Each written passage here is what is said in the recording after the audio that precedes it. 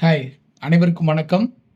இன்று அதிமுக பொதுச் செயலாளர் திரு இபிஎஸ் அவர்கள் மாவட்ட செயலாளர்கள் கூட்டத்தை கூட்டியிருக்கிறார்கள்.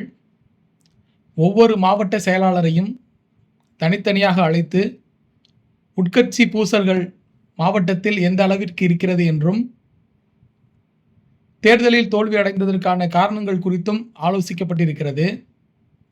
மாவட்ட செயலாளர்கள் அதிமுகவை வளர்ப்பதற்கு மிகவும் உத்வேகத்துடன் செயல்பட வேண்டும் என்று அறிவுறுத்தப்பட்டுள்ளது.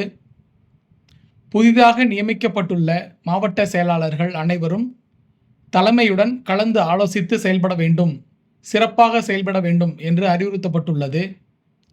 முன்னாள் அமைச்சர்கள் திரு சிபி வேலுமணி அவர்கள், விஜயபாஸ்கர் அவர்கள், விஸ்வநாதன் அவர்கள் மற்றும் அவர்கள் கூட இருக்கும் எம்எல்ஏக்கள் அனைவரும், உறுப்பினர் அனைவரும் பொதுக்குழு கூட்டத்தை கூட்ட வேண்டும் என்று அதிமுக தலைமையிடம் சொல்லியிருந்தார்கள். ஆனால் இந்த மாவட்ட செயலாளர்கள் கூட்டத்தில் அது பற்றி எந்தவித ஒரு சிறு ஆலோசனையும் நடத்தப்படவில்லை என்று சொல்கிறார்கள். இதன் மூலம் அதிமுக பொதுச் செயலாளர் திரு இபிஎஸ் அவர்கள் அதிமுகவை தனித்த ஆதிக்கத்துடன் நடத்துவாரா, இல்லை பிரிந்து சென்றவர்களை ஒன்று சேர்த்து ஒற்றுமையுடன் நடத்துவாரா? மேலும் அதிமுகவின் வளர்ச்சி பற்றி உங்களது மேலான கருத்துக்களை இதில் பதியப்படுத்துங்கள். நன்றி, வணக்கம்.